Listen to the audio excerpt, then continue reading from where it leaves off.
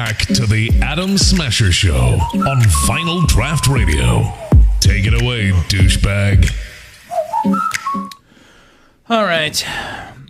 I saw that Celine, this kind of creeped me out. Celine Dion, who I'm not a fan of, she has a bronze cast of her late husband, Renee's hand. Like they molded his hand, and it's bronze, and she shakes it before every show for whatever reason. And at first I thought it was creepy, but then I thought, now that might be cool to do with my wife when I die, but it won't be my hand. That was going to be bronze, and she'll have to shake it every day.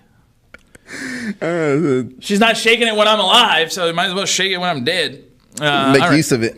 Hey, what's going on? I am Adam. My friend Lou is in here from Barbershop Talk. What's up? What's up? Lou and Gore here on Vinyl Draft Radio. Well, first let me ask you, and I was kind of asking you this. You're more of a sports guy than I am, I'm sure, because everyone is. I basically have a vagina when it comes to. In fact, there are more women who are sports fans than I am. Come on. It's all because of my dad did not do that with me when I was a kid. We didn't bond like that, so I never got into sports. Right. You know. And let me lay down on the couch and tell you all about my relationship with my dad. No, we're not going to get into that. But if you're a sports fan, I was reading all the crap that went down in Philadelphia, which they do have the worst fans in the world. Brutal. They are horrible. My friend lived there for 2 years. You're climbing light poles, toppling them over.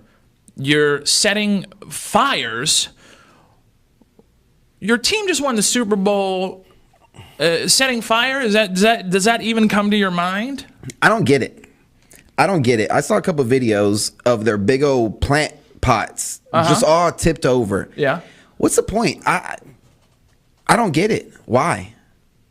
Houston, I mean, talk about making Houston proud. I think we were a class act. Yeah, when the Stros won the World Series, it was really good. It was really cool. I didn't really read about anything crazy like that.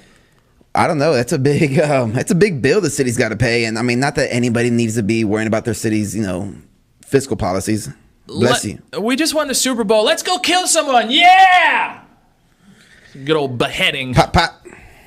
Come on, man. I don't know. Then there was the guy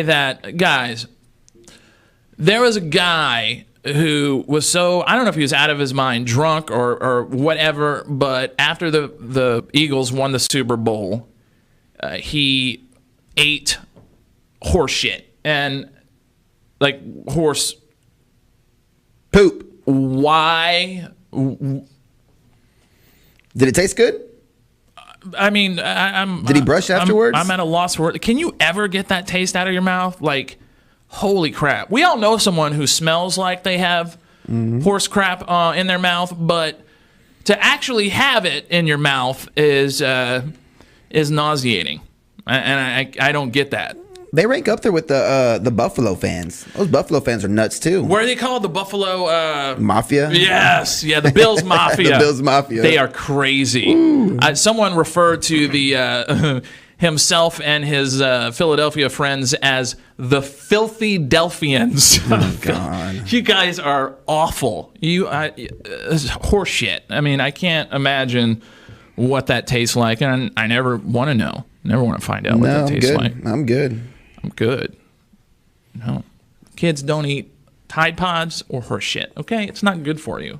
Although you're safer with a horse than the Tide Pods. The horse crap can't kill you, but Tide Pods can. I saw another one today, too. Some idiot posted a video, and it's not the Tide Pod challenge. They called it the Hot Coil Challenge, and it's how long can you press your bare skin on the hot coils on your electric stove. Can we just let Mother Nature weed these idiots out? Let them die, Whatever happened to, like, pencil break? I don't know. I mean... I don't know. Oh, I don't know. People are stupid. People are stupid. Okay, this is great, and I've talked about this before, and you probably got in trouble when you were a kid. I got in trouble when I was a kid, definitely. But you now as a parent can appreciate it more, like when your school called or your school called and contacted you over your kid. Why? You just got a text right before we went on the air. Yeah. About your 7-year-old. Oh, man. So my kid comes home from school, and I'm over here prepping with you, just having a good time. I get this text. Then my kid dropped the F-bomb. I don't know if it was, I don't think it was to the teacher, but during class or at the teacher or, in conversation, he dropped the F-bomb. My 7-year-old. That's young. Oh, God. What do you do? What do I do? I don't know. Like, I don't have a big problem with cursing. My mom would be mortified because she's a nice Southern Christian woman. Whenever she gets mad, she goes, Jesus, Mary, and Joseph. That's her thing. But my kids, I don't know. I just tell them, look, they're just words, but you can't use them around other adults or at school. That's the thing. If you're with your friends and playing in our neighborhood or whatever, I don't know what you guys say. I don't really care. Okay, see, I get it. Boys are boys are boys, and there's potty mouth. And I'm not gonna lie, I dropped the F. And sure, I'm guilty.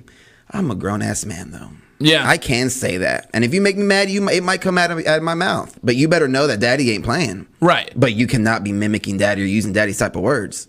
In my house, it's my wife who drops the F-bomb. That is her favorite word. I mean, and she usually yells it. But we say the same things. Like, we're adults. You're going to hear that kind of stuff, and you can't say it because you're kids. They're just things that you can't do, Yeah, and I'll put blame on my wife, too. Yeah, I think she drops it more than I do. I could be wrong, but I put money she drops it more than I do. I recently I talked about this a while back, but my kid, I got an email from his teacher one day and said, "Hey, just to let you know, Ryder was passing out inappropriate comics at school today." And I'm like, "What?" He did these comics and his comics, they're like stick people, okay? But he was so excited. He came home one day and said, "Dad, I'm making comics." I'm like, all right, buddy. I support creativity. I'm all about it. And I looked at his comics, and they're all... 3 legs. No, they're not that. They're not dirty comics. They are all about some kid dying. Oh, God. So they're death comics. So in each little, square on the strip, there's... and for whatever reason, he gave the character in the comics, the kid, 3 names like an assassin, like Michael Bray Thomas. I don't know why, but like in one of them, he got hit in the balls with a rock. Ow! And there's the kid going, ow! He got something fell on his head, and then at the very end, it would always say, he died at age 13. Oh. That's a very unlucky number. And they were all like that. And I go, hey, buddy, I'm glad you're writing and drawing and stuff. That's awesome. But, maybe, balance it out with some good stuff, too. Not just all dying, Yeah.